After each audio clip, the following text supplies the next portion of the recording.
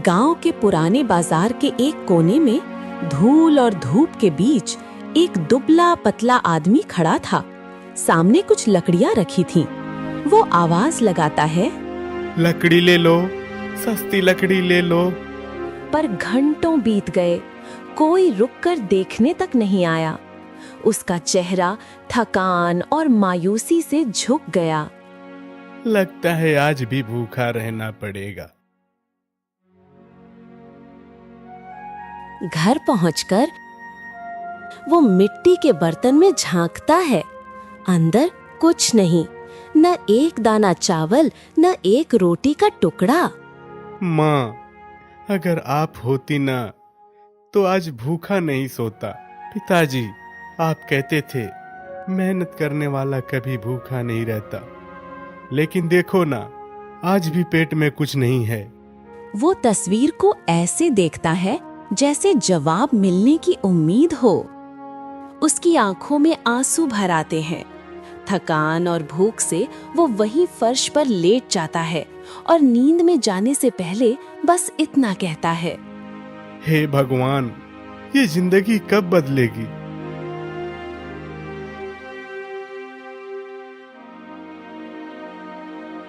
अगली सुबह वो फिर वही करता है। कंधे पर कुल्हाड़ी रखता है और जंगल की ओर निकल पड़ता है। रास्ते में खुद से बड़बड़ाता है, आखिर जन्म क्यों लिया मैंने। हर दिन वही भूख, वही दर्द। लगता है किस्मत ही मुझसे नाराज है। हे भगवान, ये जिंदगी कब बदलेगी। अरे रतन, तू कहाँ जा रहा है। हे भगवान, ये जिंदगी कब बदलेगी। लगता है तेरी भगवान ने सुन ली।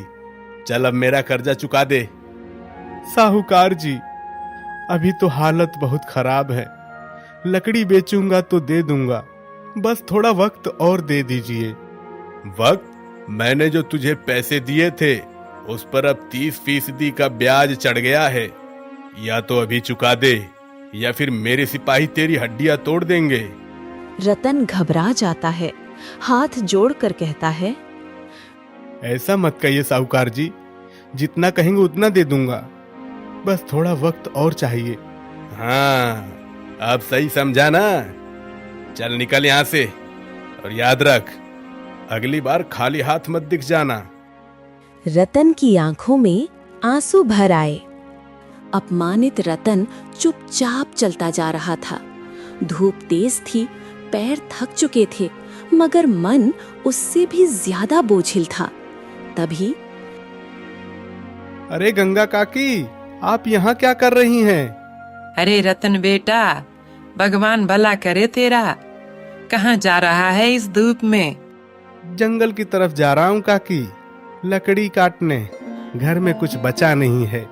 अरे बेटा, तूने कुछ खाया भी है या नहीं? कहाँ काकी, आज भी किस्मत ने खाली बर्तन ही दिखाए हैं। देख बेटा, मेरी मान तो आज शादी कर ले। एक औरत घर में होगी तो तुझे वक्त पर रोटी देगी और तेरी लकड़ियां बेचने में मदद भी करेगी। जिंदगी अकेले नहीं कटती रतन। काकी, मेरी हालत देखकर कौन अपनी बेटी देगा। चलो, भगवान जब चाहेगा तब सही वक्त आ जाएगा। ठीक है बेटा, भगवान तेरा भला करे। जा, आज थोड़ी जल्दी लौट आना। जरूर काकी, आप अपना ध्यान रखना।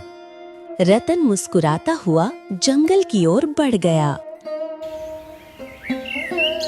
रतन जंगल की तरफ धीरे धीरे बढ़ रहा था। तभी उसकी नजर दूर किसी बूढ़े आदमी पर पड़ी। एक बाबा ध्यान में बैठे हुए, साधु पहनावे में, शांत और सुस्त धूप में जैसे पिघल रहे हों। ये जरूर कोई तपस्वी होंगे। शायद उनसे अपनी बात कर लेनी चाहिए। प्रणाम बाबा। प्रणाम बेटे, तुम धर्मलोहार के बेटे हो। धर्मलोहार? आप मेरे पिता के बारे में कैसे जानते हैं? वो तो बहुत समय पहले चले गए थे। मैं बहुत कुछ जानता हूँ बेटा, वो बातें जो लोग जमाने से छुपा लेते हैं। पर सुनो, जब तुम लकड़ी काटने और बेचने के काम में ही लगे रहोगे तो तुम्हारी परेशानी कभी कम नहीं होगी। पर बाबा, वही तो मेरा पेट चलाता है। मैं जंगल जाऊंगा, लकड़ी काटकर बेचूंगा, इससे तो किसी तरह गुजर बसर हो ही जाता है। घर जाओ और वही बंद कमरा खोलो जिसे तुम्हारे पिताजी ने सख्ती से बंद कर रखा है। वहां के पुराने औजार और हथियार निकालकर लोहार का काम फिर से शुरू करो। कमरा खोलना? पर पिताजी ने कहा था कि वह बंद रखें।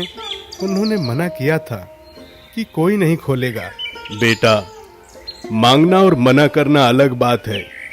मना डर से होता है और मांग किस्मत बदलने की हिम्मत से।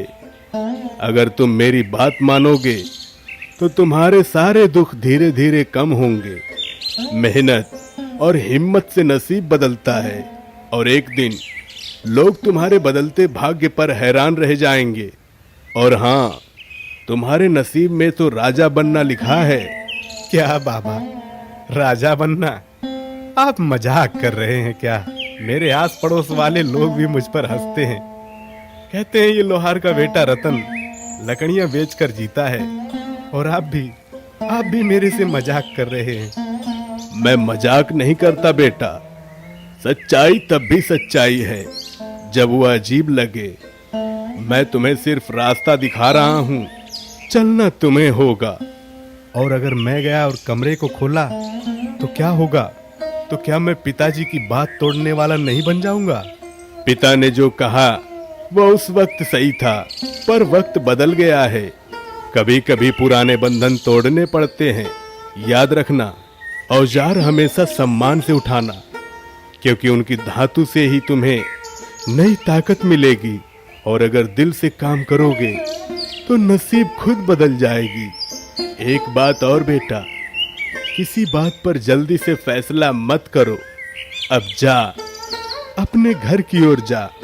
वैसे मेरे पिताजी ने कमरे में ऐसा क्या रखा होगा? वो तो तुझे कमरा खोलने के बाद सब पता चल जाएगा।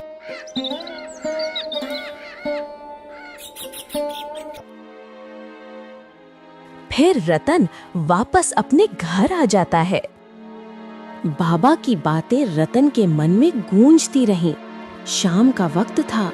रतन घर पहुंचा, थका हुआ, पर अंदर कहीं हल्की सी उम्मीद थी।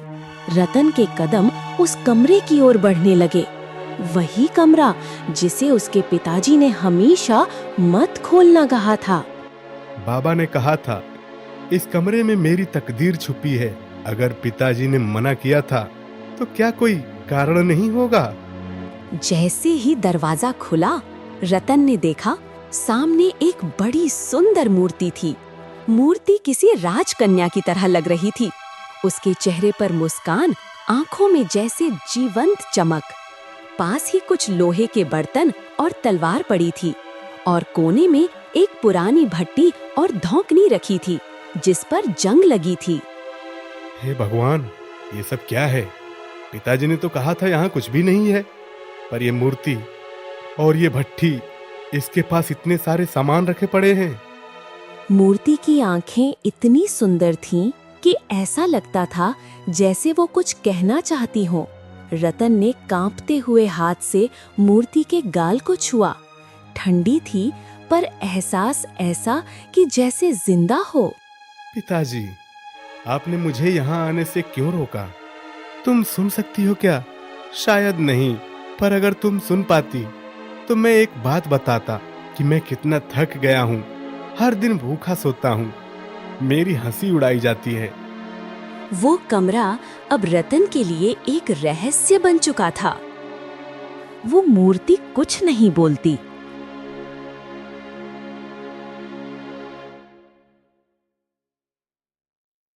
अगली सुबह रतन फिर उसी कमरे में गया।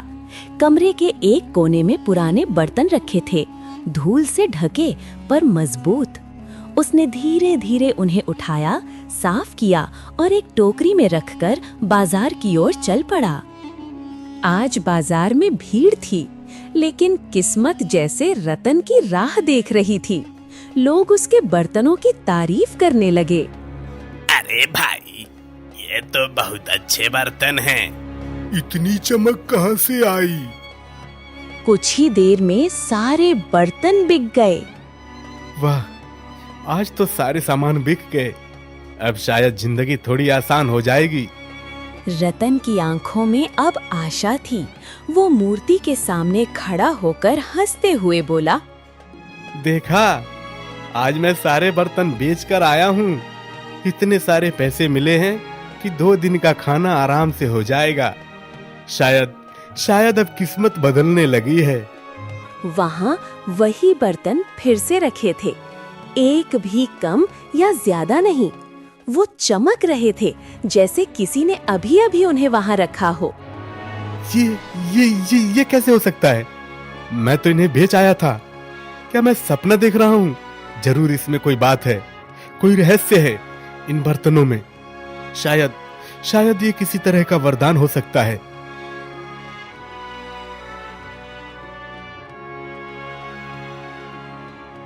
अगले दिन उसने फिर वही किया। वो बर्तन उठाकर बाजार गया और जैसे पिछली बार, इस बार भी सब बिक गए। हर बार जितने बर्तन बेचता, अगले दिन उतने ही फिर से कमरे में रखे मिलते। धीरे धीरे उसकी गरीबी कम होने लगी।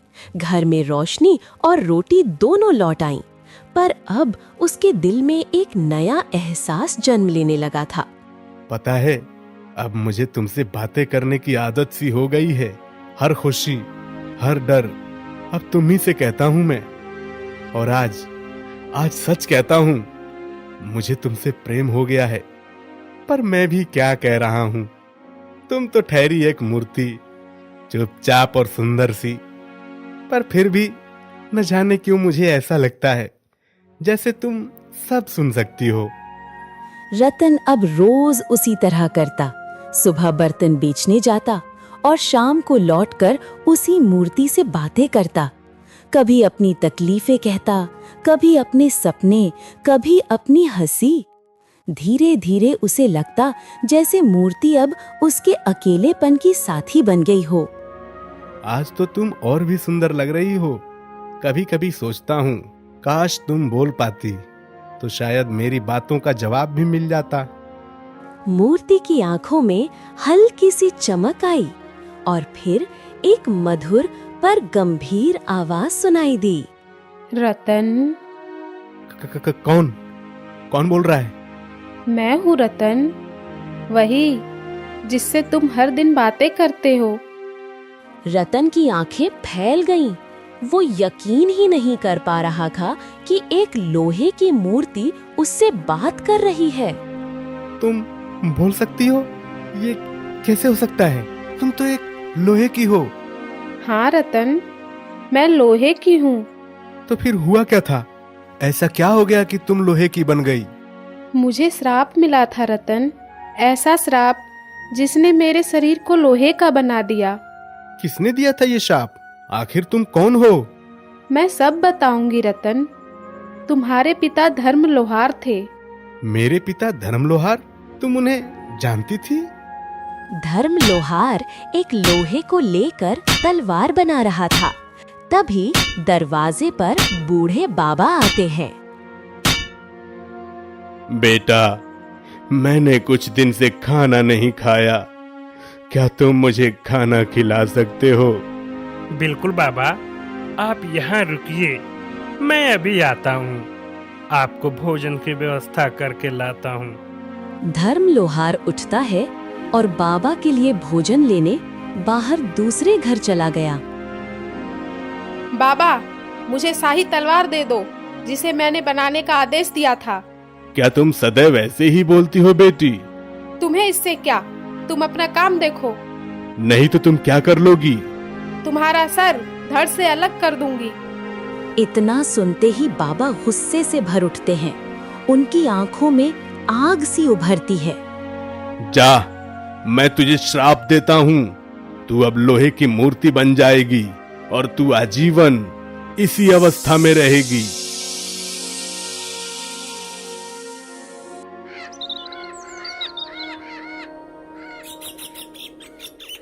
हे भगवान, ये क्या हो गया? राजकुमारी का ये हाल कैसे हो गया? बेटा, मैंने इसके कर्मों की सजा दी है। इसने अभिमान में आकर अनुचित शब्द कहे थे। पर बाबा, वो तो नादान बच्ची थी, गलती तो माफ की जा सकती थी ना।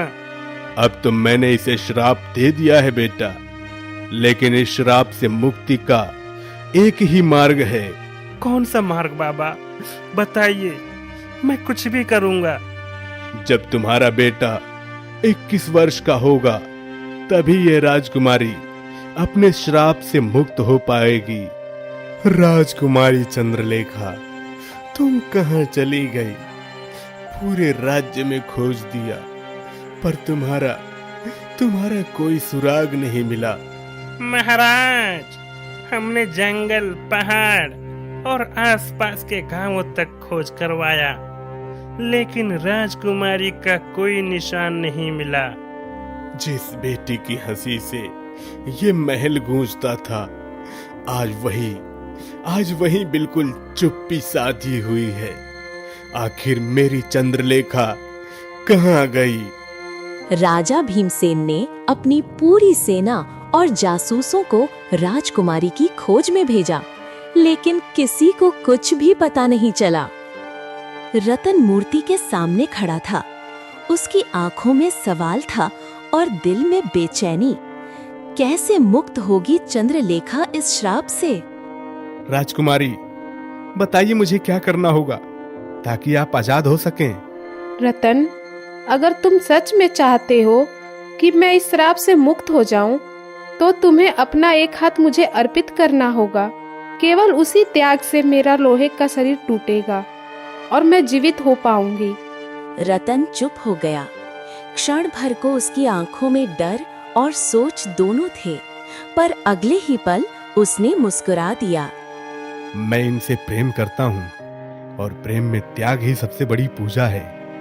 चाहे वो मेरी कभी हो न पाए, पर अगर उन्हें जीवन मिल जाए तो यही मेरा सौभाग्य होगा। वो आगे बढ़ा, धीरे से अपना दायां हाथ मूर्ति के पास लाया, आंखें बंद की और पूरा विश्वास लेकर बोला, हे ईश्वर, मेरी ये भेंट राजकुमारी की मुक्ति बने। क्षण भर में मूर्ति के रंग बदलने लगे। लोहे की जगह अब सोने जैसी आभा थी और फिर उसी तेज रोशनी से मूर्ति के भीतर से निकली जीवित राजकुमारी चंद्रलेखा। रतन, तुमने मेरे लिए अपना हाथ त्याग दिया। तुम्हारी मुस्कान ही मेरा हाथ है राजकुमारी। वही बाबा जो पहले श्राप देने आए थे, अब फिर से उसी कमरे में प्रकट हो गए। रतन बेटा, तेरे इस त्याग ने वो कर दिखाया है जो किसी तपस्या से भी नहीं हो पाता। तूने निस्वार्थ प्रेम की मिसाल दी है, इसलिए मैं तेरा ये हाथ वापस करता हूँ। बाबा आशीर्वाद का हाथ उठाते हैं। एक तेज किरण रतन के हाथ पर गिरती है और वो हाथ फिर से वैसा ही हो जाता है। बाबा, मेरा हाथ, ये तो फिर से ठीक हो गया। धीरे धीरे बाबा की आकृति धुंधली होने लगती है और वो प्रकाश में विलीन हो जाते हैं। रतन और राजकुमारी चंद्रलेखा दोनों राजमहल पहुंचे। कई सालों बाद राजकुमारी अपने पिता के सामने खड़ी थी। चंद्रलेखा, मेरी बेटी, तुम सच में लौट आई। कहाँ चली गई थी तुम इतने वर्षों तक? मैंने कहाँ कहाँ नहीं ढूंढा। पिताजी, मुझे बाबा के श्राप से लोहे की मूर्ति बनना पड़ा था, और अगर रतन ना होता तो मैं आज तक उस श्राप में बंधी रहती। राजकुमारी ने सब कुछ बताया, कैसे रतन ने अपनी मेहनत, सच्चाई और प्रेम से उसे मुक्त किया। बेटा, तुमने जो किया वो किसी योद्धा के बस की बात नहीं थी। ये तो एक सच्चे इंसान का काम है। तुमने न केवल मेरी बेटी को बचाया है, बल्कि उसका मान भी रखा है। पिताजी, मैं रतन से विवाह करना चाहती हूँ। महल में कुछ क्षणों तक सन्नाटा रहा। फिर महाराज मुस्कुराए।